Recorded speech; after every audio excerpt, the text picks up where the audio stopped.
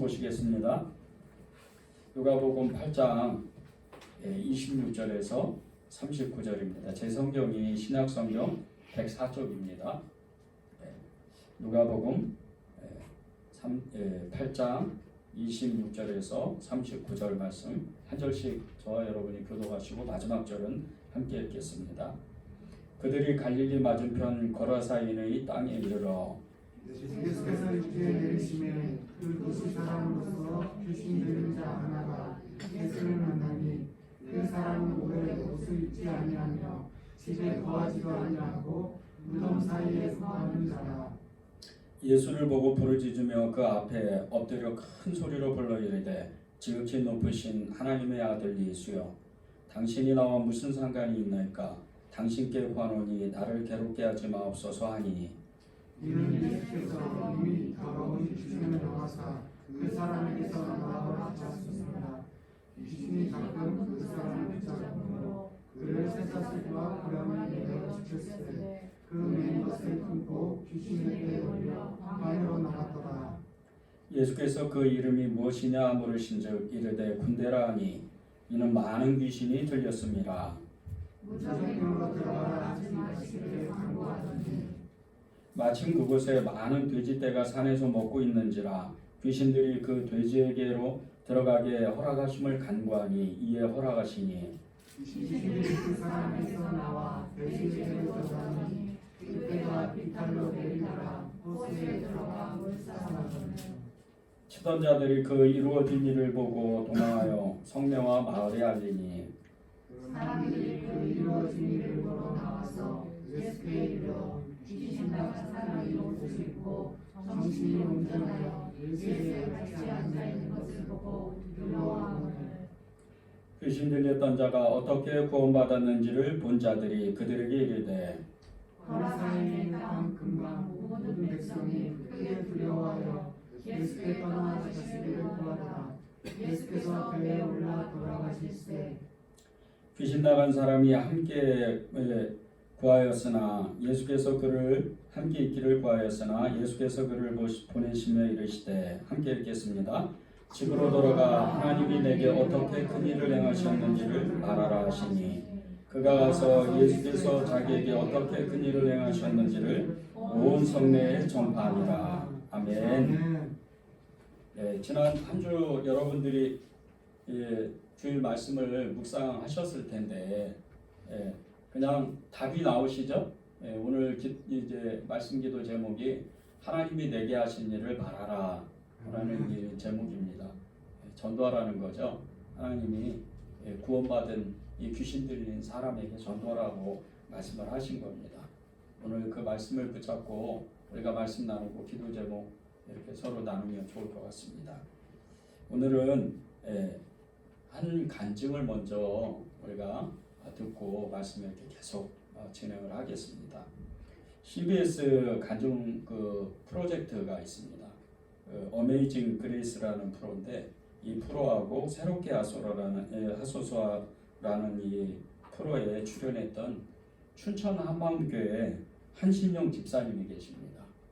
이 집사님의 간증을 제가 듣고 정말 너무 큰 도전을 받았어요. 그리고 어떤 이렇게 동병상련 같은 그런 마음을 너무 많이 받았고, 하나님이 할 수밖에 없는, 하나님이시니까 할 수밖에 없는 일이구나, 이런 도전을 크게 받았습니다. 이분이 어떤 분이냐면요, 중학교 때 이미 이제 방황을 시작을 해가지고 집을 나갔어요. 집을 나가고 고등학교를 야간으로 다녔어요. 야간 고등학교 다니면서 야간 고등학교에 뭐 이렇게 특별히 공부 잘하는 사람들이 없잖아요. 그래서 그 몇 명 안 되는 야간 고등학교 거기에서 졸업할 때 이렇게 이제 수석을 했어요. 어떻게 어찌어찌 하다 보니까. 그래가지고 이렇게 특별하게 좀 못 사는 사람들, 이렇게 좀 방황하는 사람들을 뽑아가지고 한두 사람 뽑아서 대기업에서 이렇게 좀 뽑나 봐요. 거기 들어가가지고 한 몇 달 있다가 그만뒀어요. 그리고 이제 그만두면서 그 계기가 이렇게 깡패라고 그랬죠.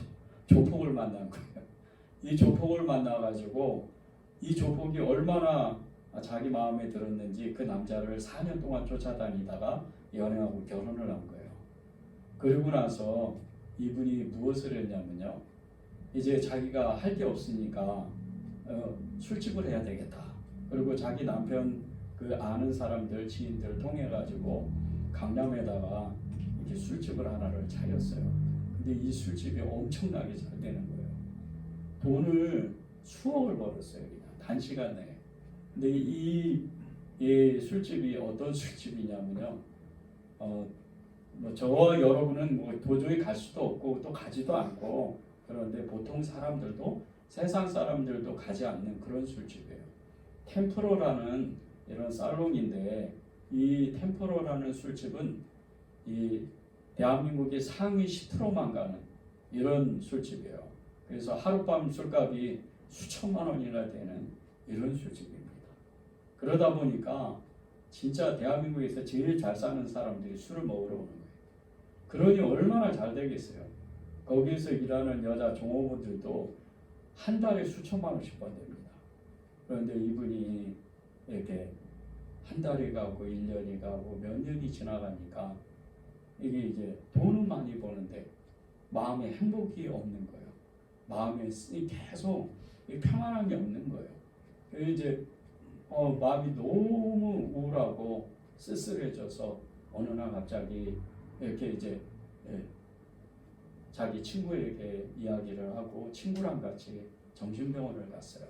정신과를 가가지고 상담을 하고 그리고 이제 치료를 받았는데 별로 그렇게 효과가 없는 거예요. 그러고 나서 이 집사님이 자기가 그동안 모아놨던 그 병원에 다니면서 모아놨던 모든 약을 한꺼번에 털어서 그냥 먹고 죽으려고 낮에 소주 한 병 먹고 그 약을 다 털어놨어요. 그 눈을 떠보니까 그냥 하루가 지나고 병원에 그 베드에서 이렇게 누워 있는 거예요. 침실에서. 그래서 친구한테 이제 물어봤어요. 왜 이렇게 누워 있냐? 근데 너무 약을 많이 먹어가지고 이게 위세척이 안 돼가지고 병원을 3군데나 다니면서 위세척을 하고 겨우 이제 그 병원에서 안정을 취하고 있다고. 그리고 이제 친구하고 이런저런 얘기를 하고 회복되고 그러다가 친구가 하나를 제안을 한 거예요. 한 가지를. 근데 그게 뭐냐면요. 그 강남 그 안쪽에 가면 이렇게 이제 국내 그러니까 한국 사람들도 들어갈 수 있는 이 도박장이 있다. 근데 이게 여기 가면 너무 재밌는 일이 많다. 그래서 이제 호기심에 친구 따라서 도박장을 들어간 거예요. 이 도박장에 들어갔는데 도박장에 들어가니까 너무 재밌는 거예요. 다 모든 걸 잘해주는 거예요. 그전에는 자기가 그 술집을 할 때는 모든 걸 서빙을 해줘야 되는데 이제는 모든 서빙을 다 받고 이렇게 처음에 이렇게 몇십만 원 하는 돈을 집어넣으면 돈도 이렇게 또 따기도 하고 막 그래서 너무 재밌었어요. 그러면서 하루를 이틀 3일 계속 가다 보니까 어느 순간에 자기 이 지갑에서 계속 돈이 빠져나간다는 느낌을 받았대요. 그런데도 제어가 안 되고 계속해서 이분이 그 도박장을 다니기 시작을 한 거예요. 단 4개월 만에 5억을 잃었답니다. 그러고 나서 너무나 낙심하고 좌절한 나머지 어떻게 해야 되나 하고 이제 이 도박을 끊어야 되나 그런데 도저히 끊을 수가 없는 거예요. 그래서 자기가 아는 최대한의 사람, 그 집사님이 이 한 집사님이 아시려고 아는 사람들이 누구겠어요? 대부분 다 술집 사장이든지 이렇게 폭력배든지 이런 사람들이겠죠. 그런 사람들한테 계속 돈을 꿨어요. 돈을 거짓말하고 계속 돈을 꾸다 보니까 이제 그나마 있던 신용도 다 잃어버린 거예요. 그러고 나서 도피하듯이 미국으로 가서 이제 이따가 와야 되겠다 하고 미국을 갔어요. 미국을 갔는데 미국을 가보니까 한국은 아무것도 아닌 거예요. 미국은 그냥 도박장을 아무 사람이나 들어가는 거예요. 그리고 미국 가면 이렇게 그냥 전화 한 통화만 하든지 아니면 길거리에 붙어 있는 그 광고지를 하나 뜯어서 이렇게 연락을 하면 마약이 그냥 배달되는 거예요. 거기에 빠져가지고 헤어나지를 못하는 도저히 안 되겠다. 그래서 이제 죽든지 살든지 한국으로 가야 되겠다. 그리고 한국으로 다시 돌아와가지고 몸은 이제 조금 회복이 됐는데 이제 할 게 없는 거예요. 먹고 살아야 되는데 아무것도 할 게 없었어요. 그래서 정말 배운 게 뭐라고 다시 또 옛날 일을 하게 된 거예요. 그런데 옛날 일을 이제 술집을 다시 하게 됐는데 이제 전에하고는 좀 다른 거예요. 그때는 자기가 술집을 했지만 이제는 마담으로 들어가가지고 자기가 그렇게 사람들을 관리하는데 왠지 모르게 사람들이 굉장히 비열하고 또 거짓말을 많이 하고 이렇게 전혀 다른 모습들을 자기가 보게 되는 거예요. 너무 실망한 나머지 여기 어떻게 하나 이렇게 이제 하루하루를 사는데 춘천에 사는 자기 오빠가 전화를 어느 날 한 거예요. 근데 전화 내용이 이런 내용이었어요. 얘야, 우리 교회에서 그 부흥회라는 걸 한다. 근데 너가 한번 와주면 안 되겠니? 근데 이제 이 사람은, 이 집사님은 그때 당시에도 예수를 안 믿었기 때문에 그냥 오빠가 보고 싶고 바람이나 한번 쐬자 하는 마음에 그냥 흔쾌히 승낙을 하고 춘천을 갔어요. 그리고 이제 교회를 들어갔는데 목사님이 뭐라고 막 말씀하시는데 자기 귀에는 안 들어오는 거예요. 은혜도 되지도 않고 그냥 그 1시간 넘게 앉아 있는데 너무 힘들었다는 거예요.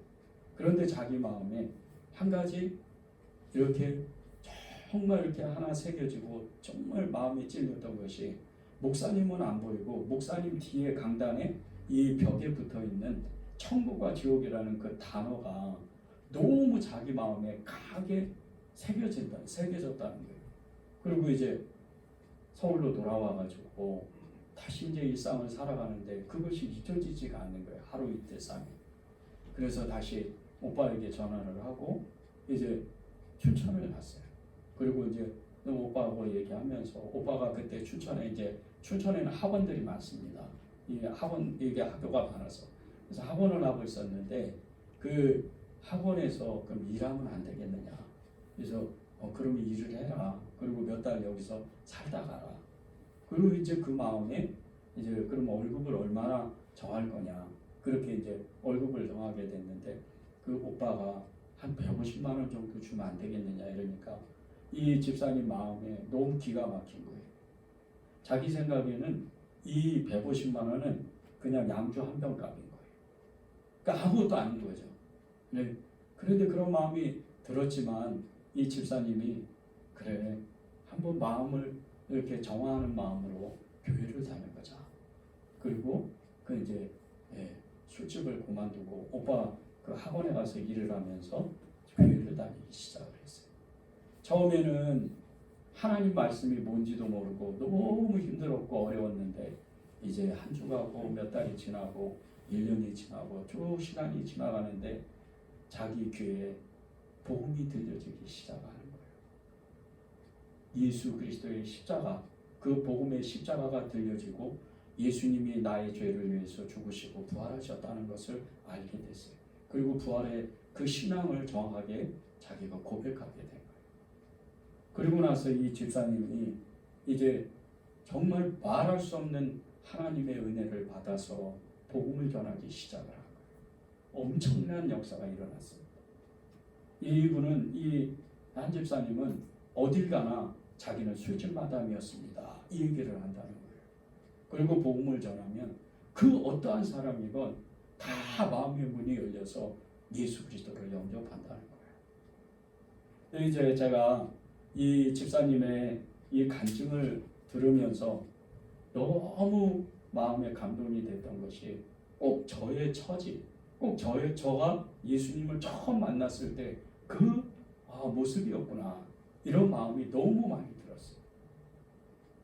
흑암 중에 정말 그 어두운 가운데 말할 수 없는 그 흑암 속에 빛이라고는 한 점도 없는 그곳에서 정말 행복을 찾아서 끊임없이 자기의 노력을 다해서 힘을 다해서 살았는데 아무런 행복을 못 찾아요. 이 집사님이 정말 돈은 엄청나게 번 사람입니다. 너무 많이 돈을 벌었었어요. 그런데도 행복을 찾지 못해요. 근데 자기 남편하고 이혼하고 그 딸하고 혼자 살면서 너무나 쓸쓸하고 외롭고 정말 이게 사람이 사는 것일까? 왜 인간은 행복하지 않을까? 그런 마음을 가졌다는 거예요. 저와 여러분이 꼭 그렇게 구원되지 않았습니까? 여러분은 어떤 구원을 받으셨어요? 여러분은 여러분의 구원을 어떻게 정말 체험하고 경험하셨습니까? 우리도 똑같아요. 우리도 술집 마담은 아니었지만 우리도 정말 그렇게 어두운 가운데 있었지는 않았지만 하나님을 몰랐을 때, 하나님을 떠났을 때, 하나님을 외면했을 때 그때 우리는 정말 흑암 중에 있던 행복이라고는 한 점 찾아볼 수 없는 편안함이라면 평안한 그 생활이라고는 한 번도 경험하지 못했던 행복하다고 느꼈는데 그것이 하루가 지나고 불과 몇 시간이 지나고 며칠이 지나면 그것이 행복이 아니었다는 것을 금방 아는 것이에요. 예수님을 몰랐을 때 집을 사고 승진하고 좋은 일이 생기고 가족의 어떤 정말 좋은 일들이 일어나면 정말 행복하다고 생각했는데 인간은 결코 행복할 수가 없다는 거예요. 그것이 흑암입니다. 그것이 어둠이에요. 어두운 가운데에서 우리는 구원을 받았어요. 아멘. 저는 제 구원의 그 고백을 늘 어디 가서도 계속 정말 이렇게 담담하게 고백할 수 있는 것은 제 구원이 너무나도 극적이었고 너무나도 하나님이 정확하게 저를 찾아왔기 때문에 흑암 속에 있던 저도 자살하려고 그렇게 정말 죽으려고 했던 사람이었는데 하나님이 그 생명을 일부러 찾아오셔서 저를 구원하셨다는 거예요. 그런데 오늘 정말 극적인 이 역사가 이스라엘 땅도 아니고 이스라엘의 반대 그것도 갈릴리 이 건너편에 사는 거라사인 이방인 땅입니다. 우상 숭배가 만연한 이 땅에 귀신 들린 사람이 구원되는 그 역사를 보면서 하나님의 사랑이 우리에게 얼마나 강한지 하나님의 사랑이 우리에게 얼마나 큰지를 알게 됐어요. 이 거라사인의 사인의 구원의 역사, 이 귀신 들린 사람의 구원의 역사, 이것은요 여러분이 한 주 동안 말씀을 묵상하신 것처럼 전혀 다른 구원이 아니에요. 우리입니다. 우리 스스로 우리 자신이에요. 우리도 귀신에 붙들렸던 살았던 사람들 아닙니까? 돈을 쫓아서 욕망을 쫓아서 욕심을 쫓아서 우리의 혈기를 쫓아서 우리의 자아를 쫓아서 그런 귀신들의 장난에 놀아났던 그런 사람들이에요. 제가 이렇게 여러분들에게 우리는 귀신에게 붙들렸던 사람들입니다 말씀드리면 조금 마음이 버거울 분들도 계실 거예요. 그러나 하나님을 떠난 사람, 하나님을 몰랐던 사람은 세상의 영에 붙들려 있는 사람입니다. 그 세상의 영이 누굽니까? 마귀의 영이에요. 이 마귀의 영이 뭘 합니까? 귀신들을 보내요. 귀신들을 보내서 우리의 영혼을 파괴시키는 거예요. 빛을 보지 못하게 해요. 전혀 하나님을 알지 못하게 해요. 행복을 알지 못하게 해요. 진정한 평화를 알지 못하게 해요. 끊임없이 욕망에 쫓아서 욕심에 쫓아서 이 세상을 이기적인 삶으로 누군가를 죽여야 되고 누군가를 밟고 넘어가야 내가 살아야 되니까 그런 삶이 귀신들에 붙잡혀 사는 삶이에요. 우리가 그렇게 살았던 사람, 이 흑암 속에 있던 이 사람을 주님이 일부러 찾아가시고 저는 일부러 이렇게 갈릴리를 배를 타고 건너가시는 그 모습을 상상하면서 얼마나 마음이 떨렸는지 일부러 찾아오셔요. 제가 죽음의 그늘 앞에 서 있어요. 사망의 그늘 앞에 거기에 서 있을 때 주님은 저를 찾아오시는 그런데 그 일부러 찾아왔어요. 제자들을 다 데리고 배를 몰아서 가자. 그 장면만 생각하면 너무 떨리는 거예요. 주님이 저를 찾아오시는 거예요. 주님이 저를 구원하시려고 오시는 거예요. 이 거라사 땅이 어떤 땅입니까? 이 거라사는 요단 동쪽 지역에 위치한 너무나 정말 화려한 헬라 문화를 가진 이 로마 문화로 엄청난 정말 그 문화를 가진, 그리고 여러 정말 고딕 양식에서부터 건축물들이 그 화려한 그런 곳이에요. 그런데 이곳에는 하나님이 없어요. 우상 숭배가 가득하고 시장에는 정말 가증한 그 고기들, 음식들이 가득가득 넘치는 그런 곳이에요. 오늘 돼지떼 나오죠? 이 돼지떼가 마태복음에 가면 2,000마리가 있는데, 이 돼지떼를 2,000마리를 키울 정도면요 엄청난 부자예요. 우리는 돼지 그러면 하나님의 말씀에 가증한 음식이, 가증한 그 짐승이라고 그래가지고 외면하잖아요. 그런데 이게 얼마나 큰 재산인 줄 아십니까? 더군다나 2,000마리가 지금도요 2,000마리나 되는 이 돼지떼를 양돈 농장에서 키우면요 엄청난 부자예요. 그런데 이때 당시에 2000년 예수님 당시에 2000년에 그 당시에 2,000마리다. 아마 거의 재벌급 정도 됐을 거예요. 그런 곳에 우상 숭배가 가득한 이런 곳에 예수님이 배를 거라사 땅에 도착하자마자 만난 사람이 귀신 들린 사람. 너무 정말 필연적인 어떤 우연 같은 이런 역사 아닙니까? 좀 들어가서 마을에 이렇게 동네 도시를 돌아다니다가 이 사람을 만났으면 정말 그럴 수 있다 이렇게 생각할 수 있어요. 그런데 도착하자마자 이 귀신 들린 사람을 바로 만나요. 그런데 또 너무나 기적적인 일이, 이 귀신 들린 사람이 예수님을 바로 알아봐요. 너무나 이건 놀라운 일이에요. 여러분도 안 그랬어요? 여러분도 그러지 않으셨습니까? 저는요 예수님 앞에 돌아오고 그분을 바로 만났어요. 이분이 누군지를 바로 알았어요. 여러분도 안 그러셨어요? 내가 만난 예수 그리스도, 내가 만난 그 하나님, 그분이 이분이 하나님이셨구나, 이분이 예수님이셨네, 바로 알았어요. 거라사인 이 귀신 들린 사람이 바로 알아본 겁니다. 그런데 조금 더 정확하게 말하면 그 안에 들어가 있는 그 귀신이 예수님을 알아본 거예요. 예수님을 알아봤는데 이 귀신들이 하는 행동이 너무나 참 이해할 수 없는 행동을 하는 거예요. 바로 예수님의 발 앞에 엎드려서 계속해서 구하는 거예요. 계속해서 간 거예요. 자기를 쫓지 말라고, 지옥으로 보내지 말아달라고 그렇게 간구하는 거예요. 그때 예수님은 이미 그 사람을, 귀신 들린 사람을 구원하기 위해서 이미 귀신들에게 명했어요. 이 사람을 놓고 떠나라.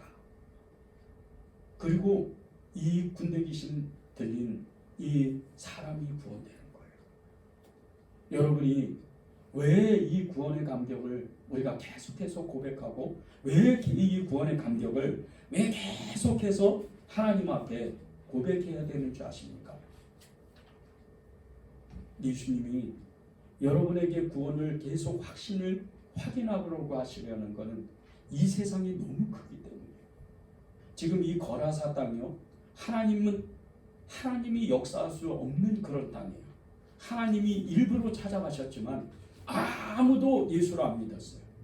이 귀신 들린 사람조차도 예수님이 찾아가시지 않았다면 구원이 없어요. 그리고 이 사람이 구원받았는데 그 구원을 보고서 돼지떼가 이 바다로 다 빠져지는 것을 보고 나서 온 동네 사람들이 나오고 나서 예수님을 떠나라고, 예수님께 떠나라고 그렇게 요청했던 지역입니다. 하나님을 받아들이지 않는 지역이에요. 하나님이 저와 여러분이 이 세상 가운데 살아가게 될 때, 이런 하나님이 없는 이 세상 가운데에서 일부러 여러분을 찾아와요. 계속해서 찾아오십니다. 오늘도 여러분을 찾아오세요.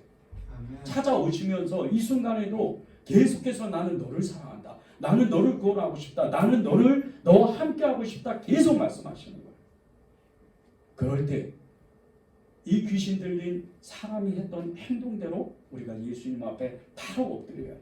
그것이 8장 28절에 나옵니다. 예수를 보고 부르짖으며 그 앞에 엎드려 큰 소리로 불러 이르되 지극히 높으신 하나님의 아들 예수여, 당신이 나와 무슨 상관이 있나이까? 당신께 구하노니 나를 괴롭게 하지 마옵소서. 귀신 들린 사람이, 아니 귀신들이 예수님 앞에 바로 꿇어 엎드려요. 바로 꿇어 엎드려서 살려달라고 외치는 거예요. 우리가 왜 이렇게 기도해야 되는지 아십니까? 귀신들도 하나님의 권위에 눌려요. 하나님의 권위에 순복해요. 아멘. 하물며 우리가 예수 그리스도를 믿었는데, 예수님의 사람이라고, 하나님의 자녀라고 했는데 하나님 앞에 매 순간 꿇어 엎드리지 않는다면 우리는 마귀의 발이 되는 거예요. 우리의 구원은 흔적도 없이 사라지게 되는 거예요. 죄송합니다. 예수님 한 번 불렀다고 천국 못 가요. 절대 못 갑니다. 예수님 한 번 불렀다고, 내가 믿었다고 그랬는데 나중에 가보면 안 믿은 수가 많아요. 이게 안타까운 우리의 현실이에요. 왜 매번 예수님 앞에 엎드려야 돼요?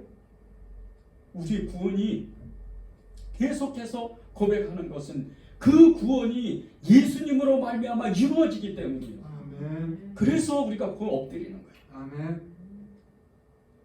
여러분이 왜 예수님 앞에 엎드려야 되는지 아십니까? 왜 귀신들도 떨면서 무서워하면서 두려워하면서 하나님 앞에 살려달라고 외치는 줄 아십니까? 예수님이 명하면 그 귀신들은 2,000마리나 되는 이 귀신들은 바로 지옥의 그 유황불로 들어가는 거예요. 불못으로 들어가는 거예요. 저와 여러분은 안전한 것 같으세요? 저와 여러분은 나는 천국 갈 거야. 여러분이 정말 예수님을 믿었다면 반드시 그렇게 되죠. 천국 갑니다. 아멘. 그런데 여러분의 삶이 그렇지 않다면, 여러분의 입술로는 예수님을 부르지만 나의 행동은 그렇지가 않다는 거예요. 귀신 들린 사람과 같이 세상의 영에 사로잡혀서 그렇게 살아가는 사람들이 된다는 거예요. 여러분이 왜 예수님 앞에 꿇어 엎드려서, 예수님 앞에 왜 끊임없이 하나님 살려달라고, 하나님과 함께 살고 싶다고 그렇게 고백하는 것은, 여러분이 천국 가야 되기 때문에, 이 땅에서 하나님의 나라를 능히 살아갈 수 있어야 되기 때문에 그렇게 엎드리는 거예요. 말할 수 없는 이 흑암 속에서 살았던 우리들, 이 귀신 들린 자, 구원받은 사람과 같이 우리는 끊임없이 우리가 흑암에 눌리지 않도록, 세상의 영에 눌리지 않도록 끊임없이 예수님의 이름을 부르는 거예요. 예수의 이름을 부르는 자는 하나님의 모든 능력을, 하늘의 문을 열고 창을 열어서 그 사람에게 부어주세요. 그것이 말씀이요, 그것이 믿음이요, 그것이 성령의 역사로 우리의 삶을 능히 이겨나가고 그 삶을 뛰어넘어서 오히려 우리도 살고 다른 사람까지 살리는 그런 사람이 되는 거예요. 여러분 안에 계신 그 성령님, 그분이 누군지 아십니까? 여러분의 영을 살리는 사람, 영을 살리는 하나님이에요. 아멘. 그분은 하나님인과 동시에 여러분에게 이 땅에서 지혜롭고 능력 있고 평화롭고 그리고 기쁨으로 감사함으로 예수 그리스도를 따라갈 수 있도록 만드시는 분이에요. 그분이 여러분에게 일하시려면 여러분은 예수님 앞에 계속 엎드려야 돼요. 아멘. 계속 엎드려서 하나님 저를 살려주십시오, 하나님 저를 붙잡아 주십시오, 계속 외쳐야 되는 거예요. 그런데 일부의 사람들, 예수님을 믿는 사람들 중에 이 예수님, 우리 안에 계신 이 예수님을 알지 못하는 사람들도 있다는 거예요. 이게 안타까운 현실이에요. 예수님을 모르는 사람이 의외로 상당히 많습니다. 귀신이 예수님을 알아봤는데, 귀신 들린 사람이 예수님을 알아봤는데 예수님을 알아보지 못해요. 보세요. 예수님 알아봤던 이 귀신 들린 사람뿐만 아니고 그로 인해서 하나님의 구원이 그 사람에게 임했는데 그 마을 주민의 사람들이 어떻게 했어요? 두려움에 떨었다 그랬어요. 36절 37절에 나옵니다. 두려움에 떨어요. 두려워해요. 엄청 무서워해요. 왜 무서워해요? 자기들이 믿던 이 헬라신, 자기들이 믿던 제우스나 여러 로마의 황제들, 신들, 그 신들보다 너무나 엄청난 능력으로 귀신을 쫓아내는 하나님을 만난 거예요. 너무 두려운 거예요. 아, 이분이 하나님이셨나 보다. 두려워한 거예요.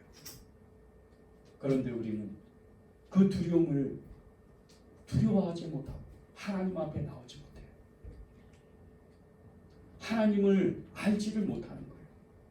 하나님 앞에 온전히 나오지를 못해요. 하나님을 아는 게 뭔지 아십니까? 하나님을 아는 것은 저와 여러분 안에 계신 그 예수, 그분을 두려워하는 거예요. 그분을 진정으로 두려워하는 거예요. 하나님은 사랑이라고 말씀하시는과 동시에 하나님은 공의의 하나님이에요. 그분은 죄와 벌을 그리고 그 죄와 상급을 다 심판하시는 분이에요. 여러분이 잘못하면 그것을 반드시 하나님은 심판하십니다. 여러분이 하나님의 의를 행하고 하나님의 믿음을 가지면 하나님은 반드시 여러분에게 상급을 주세요. 바울이 그렇게 하나님 앞에 정말 애쓰고 수고하고 그렇게 하나님의 일들을 감당하고 전도하게 됐을 때 그는 하늘의 면류관, 그 면류관을 기다리고 그 면류관을 사모하면서 그곳에 가기를 정말 소원했던 사람이에요. 여러분이 하나님을 아는 것, 하나님을 내 마음에 깊이 영접하는 것, 이것은 여러분이 하나님을 두려워할 때, 하나님을 내가 정말 그분을 고백하게 될 때 우리는 이 귀신 들린 사람과 같이 완전한 구원의 역사가 일어나는 거예요. 그러나 우리가 이 구원을 받으면서도 우리 중에 하나님을 알아보지 못하는 그 사람들, 이 사람들이 있다는 것이 우리의 마음을 아프게 하는데 이 사람들의 유형이 사실은요 귀신들의 영에 붙잡혀가지고 세상의 영에 붙잡혀서 그렇게 하나님과는 전혀 상관이 없는 그런 삶을 사는 거예요. 하나님을 알면서도 외면해요. 아예 그냥. 오늘 말씀을 가지고 하나님이 제게 주시는 가장 강력한 것은 너가 정말 하나님을 아는가? 너가 정말 하나님을 부르는가? 너는 정말 하나님을 쫓아가는가? 너는 정말 하나님께 하나님 앞에서 먹고 마시면서 그렇게 생활을 하고 있는가? 그것을 물어보시는 것 같았어요. 요즘 저는 정말 하나님 앞에 이 하나님을 두려워하는 마음을 갖기 위해서 기도니도 애를 씁니다. 어느 날 갑자기 하나님이 제게 두려워하지 말라고 그렇게 말씀을 하신 적이 있었어요. 그런데 여전히 제 안에는 두려운 거예요. 여전히 저는 앞으로 어떻게 살아갈까 두려워하게 되더라고요. 그런데 하나님이 그 어느 날 갑자기 저를 아예 강제로 끌어당기는 그런 것처럼 예배당으로 끌고 오셨어요. 그리고 기도하게 하시는데 말할 수 없는 하나님의 기도가 일어나기 시작을 하는 거예요. 그때부터 하나님께서 제게 주시는 것은 하나님을 두려워해요. 하나님을 정말 경외하는 사람만이 하나님께 쓰임받을 수도 있다. 그렇게 말씀하셨어요. 하나님을 아는 게 하나님을 알고 그분의 앞에 엎드리고 그분을 두려워하는 게 어떤 건지 아십니까? 믿음을 가진 사람이에요. 이 사람이 귀신 들린 사람, 구원받은 사람, 이 사람이 어떻게 합니까? 이 사람이 이제 하나님 앞에 나아가서 예수님과 함께 있기를 간절히 청해요. 그의 마음에서 오는 자신을 구원하신 예수 그리스도, 그분과 함께 있기를 청하는 거예요. 그분과 함께 그렇게 간절히 함께 있고 싶었어요. 그런데 예수님은 네가 너에게 하나님이 하신 큰 일을 네가 동네에 가서 전해라, 이렇게 얘기를 하세요. 왜 여러분이 전도해야 되는지 아십니까? 왜 여러분이 만난 예수 그리스도를 또 다른 누군가에게 증거하고 전해야 되는지 아십니까? 여러분이 영원히 살기 위해서요. 아멘. 전도하자고 목사가 강단에서 계속 목사님이 전도합시다, 전도합시다. 그래서 전도하는 게 아니에요. 저도 제 영혼이 살았던 것은 전도했기 때문이에요. 아멘. 전도하면 여러분이 다 전도한 것처럼 어떻게 됩니까? 내 마음에 알 수 없는 기쁨이 생겨요. 아멘. 내 마음에 알 수 없는 평안함이 있어요.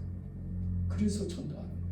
왜 믿음이 떨어지고 왜 낙심하고 좌절하고 조그만 어떠한 일이 있다 할지라도 조그만 어떤 일이 있으면 그냥 이내 그냥 믿음이 다 눈 녹듯이 사라지고 왜 이렇게 되는지 아십니까? 전도하지 않으니까 그래요. 내가 만난 예수 그리스도를 말하지 않으니까 그분이 활동을 못 하시는 거예요. 그러니까 내 믿음이 거기에서 계속 내 마음속에서 그 가장 깊은 곳에서 그 어둠 속에서 쪼그라드는 거예요. 믿음이 계속해서. 그러니까 계속해서 하나님과 관계없는 삶을 살게 되는 거예요. 하나님께 불만을 가져요. 세상이 원망스러워요. 계속해서 그렇게 사는 거예요. 믿음은 온데간도 없어져요. 하나님을 증거하는 것조차 이루어지지도 않을 뿐더러 괜히 짜증이 나는 거예요. 계속해서 누군가에게 불만을 토로하고 왠지 모르게 나만 불행한 것 같고 나만 혼자 있는 것 같고 이게 다 원인이 뭔지 아십니까? 내 안에 있는 예수님이 내 주인이 안 되니까 나의 하나님이 안 되니까 내 영을 완전히 내 육신을 주장하지 못하시니까 그러니까 내 마음대로 사니까 이렇게 되는 거예요. 왜 낙심하고 왜 사람 두려워하고 염려하고 근심하고 자아가 충만해서 그렇게 원망스러운 삶을 삽니까? 예수님을 증거하지 않으니까 예수님을 말하지 않으니까 여러분이 하루에 1000번씩만 예수님의 이름을 불러보세요. 지나가는 사람들에게 얼굴도 모르는 사람에게 예수 믿으세요 하고 그냥 휙 창피하니까 지나가 보세요. 처음에 이상한 것 같죠? 미친 것 같죠? 그런데 아니에요. 제가 금요 철야 기도회 때 한 믿음의 증인을 제가 이렇게 서로 나누었습니다. 팔복에 나오는 최춘선 할아버지 50년을 맨발로 다니면서 버스로 지하철로 끊임없이 이상한 이야기를 하고 전도를 했던 분이에요. 그런데 나중에 알고 보니까 이분이 목사님이신 거예요. 그리고 그 아들도 목사님이셨어요. 이분이 엄청나게 부자였는데 그 모든 재산 다 가난한 사람에게 나눠주고 오남매와 함께 단칸방에 살았어요. 그리고 그렇게 정말 복음을 끊임없이 전하면서도 가족을 돌보지 않는 것처럼 모습을 보였어요. 그 아들 목사님이 되신 이 목사님이 진짜 너무나 불만이어서 예수님 안 믿기로 작정하고 동생들에게 이제부터 예수 믿지 말자 결단했던 사람이었어요. 그런데 아버지가 돌아가시고 나서 알게 됐어요. 아버지가 얼마나 강한 믿음이 있고 하나님께 자식들을 다 맡겼는지를 알게 됐어요. 오남매가 다 나중에는 예수 믿고 그 삶이 다 저절로 풀어지는 것을 알게 됐어요. 장남 작은 본인은 예수님 믿는 것뿐만 아니고 목사가 된 걸 알았어요. 제가 그분 그 말씀을 전하는 동영상을 봤는데 이 동영상 가운데 1시간 한 20분 되는 동영상인데 아버지 얘기만 하는 거예요. 그것도 엄청난 큰 교회에서 복음을 전하는 거예요. 아버지의 도구로 그 아들 목사님도 복음을 전하는 사람이 돼요. 그런데 이 최춘선 목사님의 제자들이 엄청나게 많이 있다는 것을 또 나중에 알게 됐어요. 그리고 그분이 강목회 회원이라는 것도 알게 됐어요.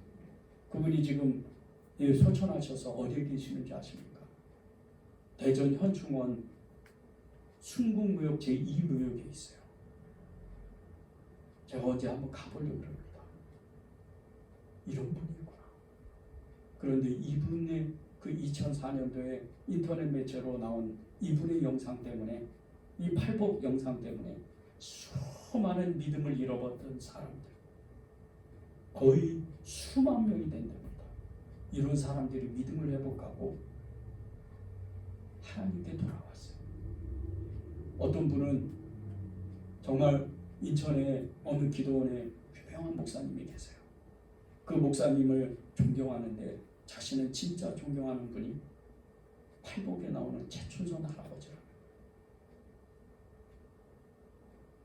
이분이 22살 때 예수님을 믿었는데 그렇게 자신의 삶이 정말 그 많은 재산을 가지고 있었지만 행복이란 행복을 느끼지 못했던 이분이 예수님을 만났을 때 자신이 가진 그 수백억의 재산이 아무것도 아니라는 걸 한 번에 알았어요. 그리고 그 땅에다 고아원, 양로원, 학교를 지고 교회를 지고 그렇게 어려운 사람들을 불러 모아서 같이 함께 살았어요. 이게 예수님을 아는 거예요. 이게 하나님을 두려워하는 거예요. 이게 예수님께 꿇어 엎드리는 거예요. 여러분의 삶이 어때요? 오늘 이 예배를 통해서 여러분은 어떤 말씀을 듣기 위해서 오셨어요? 오늘도 좋은 말씀, 은혜로운 말씀을 듣기 위해서 오셨어요. 예배가 뭔지 아십니까? 예배는 말씀을 들으러 오는 게 아니에요. 예배는 그분을 예배하는 거예요. 아무런 조건 없이 나를 구원하신, 흑암에서 나를 구원하신 그분 앞에 나와서 그분을 찬양하는 게 예배예요. 그게 진정한 예배입니다. 말씀을 듣고 오늘도 좋았어, 이게 예배 아니에요. 나의 구원을 확인하는 게 예배입니다. 이 예배를 통해서 하나님을 만나고 그분을 만남으로 인해서 내가 어디에 살든 무엇을 하든 내가 만난 예수 그리스도를 이런 분이라고, 당신들도 행복을 찾으라고, 당신들도 평안하라고, 당신들도 생명을 얻으라고, 그것을 얻는, 그것을 만나는 것이 예배입니다. 오늘 그러한 사람이 귀신 들린 사람이에요. 그래서 그는 예수님께 가까이 있고 싶었지만, 예수님과 함께, 제자들과 함께 평생을 살고 싶었지만, 예수님이 말씀하실 때 너는 네가 너에게 하나님이 하신 큰 일을 전해라. 그래서 전도자가 된 거예요. 그런데 이 결단이 얼마나 큰지 아십니까? 39절을 다시 한번 읽어보겠습니다.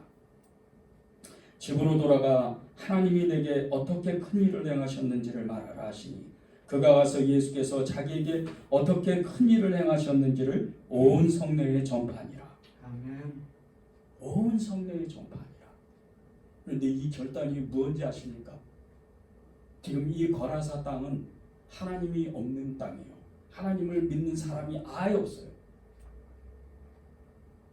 이 사람은 지금으로 말하면 저 중동의 이란이나 이라크, 사우디아라비아 이런 땅에서 예수 믿는 딱 한 사람인 거예요. 그러면 동네에 들어가요. 가족에게 찾아가요. 어떻게 해야 되죠? 이제 평생토록, 그전에는 귀신 들려서 쫓겨나가서 무덤 사이에 살았는데 이제는 평생토록 자기 스스로 왕따가 될 각오를 해야 돼요. 그 흑암 속에서 작은 빛으로 정말 숨만 껌뻑 쉬면서 그렇게 살아야 될지도 몰라요. 그런데 이 사람이 들어가서, 동네에 들어가서 어떻게 하죠? 온 동네에 내가 만난 예수 그리스도를 너희들도 만나봐라. 이렇게 떠들고 다녀요. 이게 구원받은 사람의 전형적인 모습이에요. 이게 하나님을 믿는 사람, 저와 여러분의 모습이에요.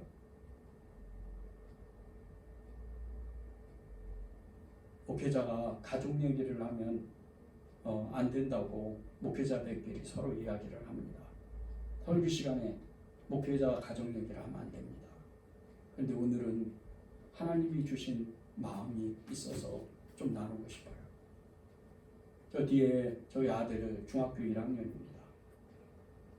제가 얼마 전에 저희 아들한테 정말 마음이 궁금한 게 있고 여러분들도 그렇게 하신 것처럼 자녀들을 위해 기도한 것처럼 저희 아들을 위해서 기도합니다. 그래서 물어봤어요. 너 학교에서 예수 믿는 사람처럼 행동하냐? 너 밥 먹을 때 친구들 옆에 다 보는데 기도하냐? 저희 아들이 기도하죠. 아멘. 근데 예수 믿는 거 친구들한테 얘기해요. 아멘. 이게 예수 믿는 거예요. 저희 아들도 똑같이 그 또래의 그 문화를 똑같이 살아요. 아직 예수님을 인격적으로 만났다고 할 수는 없어요. 그런데 친구들 앞에서 기도하는 이걸 예수님이 본다고 생각해요. 우리의 삶도 다 그렇게 예수님이 보십니다. 여러분이 사는 그 삶의 영역에 예수님이 다 보세요. 왜 이 귀신 들린 사람, 구원받은 사람이 하나님의 칭찬을 왜 받은 줄 아십니까? 예수님 따라가면 그만이에요. 이 거라사상 지방 떠나면 그만이에요. 그런데 그 지방을 그 동네를 일부러 들어가요. 그 도시를 일부러 들어가요. 죽을 줄 알면서 왕따 된 걸 알면서 내가 만난 예수님을 전해야지. 그리고 들어가는 거예요. 그리고 주님이 말씀하시는 그대로 하는 거예요. 이게 예수님. 이게 하나님 앞에 꿇어 엎드리는 거예요. 이게 하나님 앞에 순종하는 사람입니다.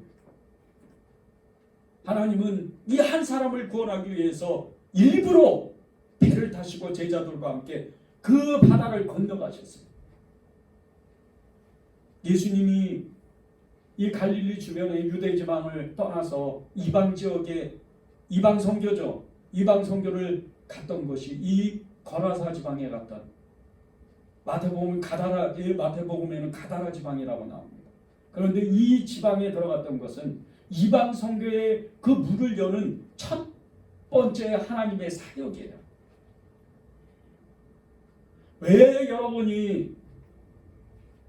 여러분의 직장, 여러분의 이웃, 여러분의 만나는 그 사람들에게 복음을 전해야 되나? 그것은 여러분의 영혼이 살고 여러분의 삶이 살고 여러분의 삶이 축복받고 내가 만난 예수 그리스도를 외치고 또 그분을 증거할 때마다 그분은 나에게 너희가 내 일을 하면 나도 너희를 하겠다 주님 말씀하신 것 같이 하나님이 우리 편에 서서 우리의 일을 하시는 거예요. 아멘. 그것이 이 귀신 들린 사람의 축복이었어요. 그런데 이 귀신 들린 사람이 흑암 중에 살던 이 사람이 받은 축복은 사실 그보다는 훨씬 더 큰 거예요. 여러분 다 아시죠? 천국을 소유했어요. 천국. 여기서는 이 거라사 지방에서는 혼자 쓸쓸하게 어떻게 보면 외롭게 살 수도 있어요. 고독하게 살 수도 있어요. 그런데 그가 가는 길, 마지막 길은, 마지막 종착역은 천국이라는 거예요. 그곳에서 예수님도 만나고 베드로도 만나고 바울도 만나고 모세도 만나고 다윗도 만나고 다 만나는 거예요. 그곳에서. 여러분이 세상 가운데에서 살면서 절대 외로워하면 안 됩니다. 나는 행복하다고 고백해야 해요. 그분 때문에 행복하다고 그렇게 계속해서 고백해야 돼. 전도하다가 영혼이 살고 그 영혼이 살 뿐더러 죽어가는 영혼도 살렸던 이런 분이 계세요. 2005년도에 기독교 사상지가 있습니다. 이 기독교 사상지 구호로의 그 표지 이야기에 보면 사형수들의 큰 누님 김혜원 권사님이라는 이야기가 나와요. 근데 이 기사에 보면 정말 감동의 물결이 글 안에 엄청나게 들어가 있어요. 이 김혜원 권사님이 직업이 교사입니다. 서울대학교를 수석으로 들어가서 수석으로 나왔어요. 그 교사를 하는 거예요. 그 남편은 검사 출신 변호사예요. 너무나 단란하게 사남매를 낳고 단란하게 살던 그냥 평범한 그리스도의 가정이었어요. 그런데 이제 집안 개인적인 사정으로 인해서 이 권사님이 이 교사를 그만두고 아이들만 이제 양육하고 남편 내조하고 그렇게 살게 됐어요. 그러다가 한 해가 지나고 두 해가 지나고 우울증이 걸린 거예요. 마음에 괜히 자기는 도태된 것 같고 남편은 더 잘 나가는 것 같고 그런 마음이 들었다는 거예요. 너무 쓸쓸하고 외로웠어요. 그러던 중에 갑자기 정말 말할 수도 없는 이 대한민국 전체를 다 뒤엎은 사건이 1997년에 일어났어요. 17명의 사람을 살해한 연쇄 살인범 김기두 사건이었어요. 이 사건 때문에 온 나라가 난리가 났어요. 진짜 말할 수 없는 진짜 이게 어떻게 이런 일이 벌어질 수가 있나. 신문의 아침 모든 조간신문은 일면에 다 그 김기두 기사 사건으로 아주 그냥 도배가 되어 있었어요.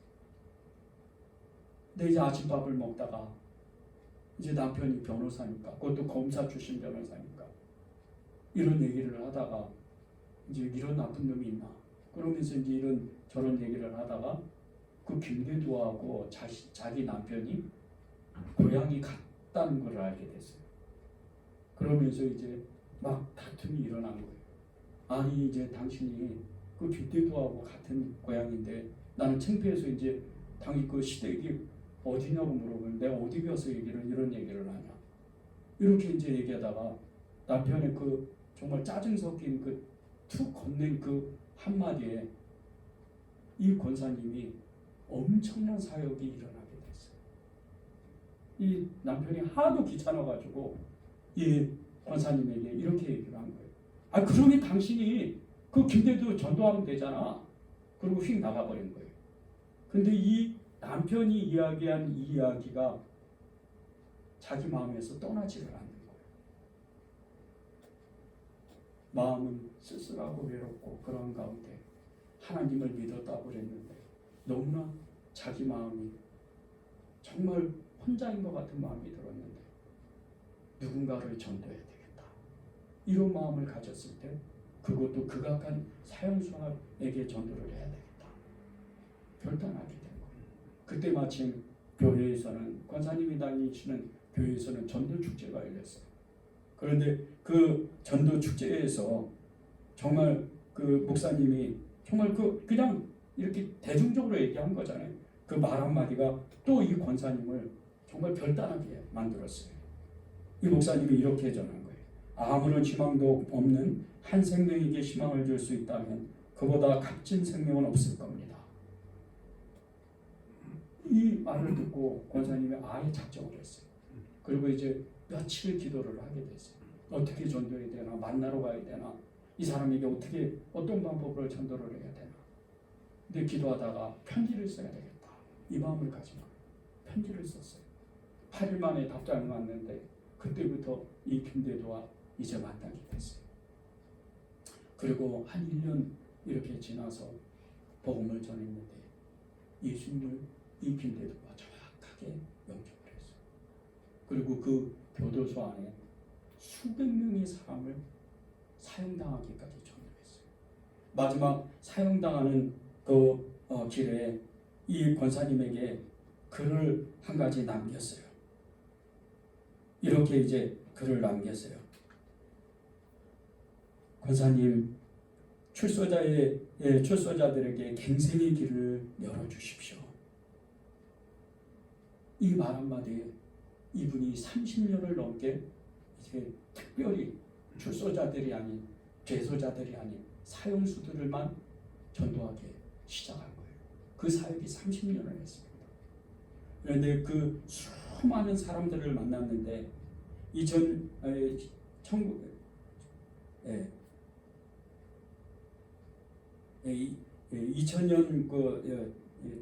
1999년에 9년 12월 30일 날 그 사형 집행이 되는 어떤 사형수, 이 사형수가 시를 한 가지 남겼어요. 그 제목이 어머니입니다. 그거를 그대로 제가 읽어드리겠습니다. 문득 새벽녘에 눈을 떠 사방을 둘러볼 때 슬픕니다. 아침에 일어나 머리를 감고 면도를 해도 슬픕니다. 머리빗을 떼나 속옷을 갈아입을 때도 슬픕니다. 어머니의 잔소리를 들을 수 없어 슬픕니다. 웃을 때와 찡그릴 때도 슬픕니다. 어머니 이런 나의 모습을 보일 수가 없기 때문입니다. 밀린 빨래를 볼 때 어머니 정성이 더욱 그립고 배식을 받아 앞에 두고 어머니의 음식 솜씨를 그리워합니다. 철장 안에서 철들어 가족의 소중함도 알았습니다. 이 사형수가 마지막 남긴 이 어머니라는 이 시는 사실은 이 김혜원 권사님의 그 전도로 인해서 그가 하나님의 마음을 받았기 때문에 이런 시를 쓰게 된 거예요. 그는 그 시를 쓰기 전에, 복음을 듣기 전에 늘 죽을 것 같은 이 불안감, 그리고 담당 간수가 이렇게 그 방으로 오는 소리만 들어도 심장이 오그라들고 끊임없이 두려웠던 사람. 사실은 사형수들은 이 간수들이 와서 문을 열고 면회다 이러면 다 안답니다. 그리고 면회를 가다가 왼쪽으로 가면 괜찮은데 오른쪽으로 간다든지 이렇게 되면 이게 사형의 길로 간다는 겁니다. 그래서 그 발소리를 들으면 사형수들은 그렇게 두려워한다. 이 김인철이라는 강인철이라는 이 젊은이도 늘 그 두려움에 쌓여있던 사람.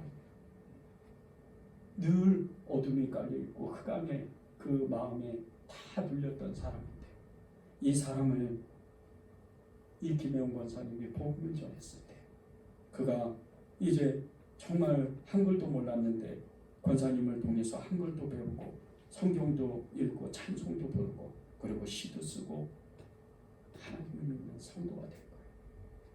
그리고 나서 그에게 그 내면에서부터 깊은 그 영감이 일어나고 내면에서부터 깊은 평안이 일어나서 그에게 있던 공포와 불안이 다 없어지고 예수님의 큰 기쁨이 임해서 그 무엇보다도 든든한 백인 이 예수님을 믿고 사형의 그 길도 담담히 걸어갔다는 거예요.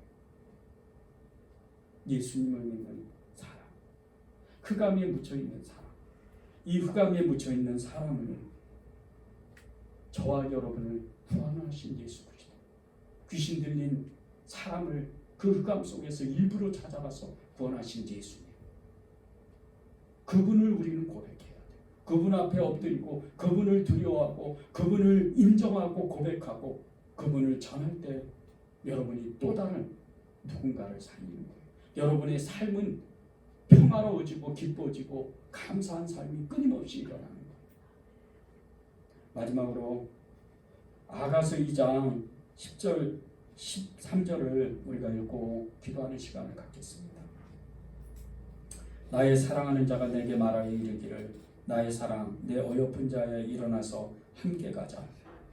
겨울도 지나고 비도 그쳤고 지면에는 꽃이 피고 새가 노래할 때가 이르렀는데 비둘기의 소리가 우리 땅 위에 들리는구나. 무화과 나무에는 푸른 열매가 익었고 포도나무는 꽃이 피어 향기가 통하는구나. 나의 사랑 나의 어여쁜 자야 일어나서 함께 가자. 여러분에게 오늘 하나님이 여러분을 불러주셔요. 부르고 계셔요. 그 하나님의 부르심에 응답하시는 여러분이 되기를 바랍니다.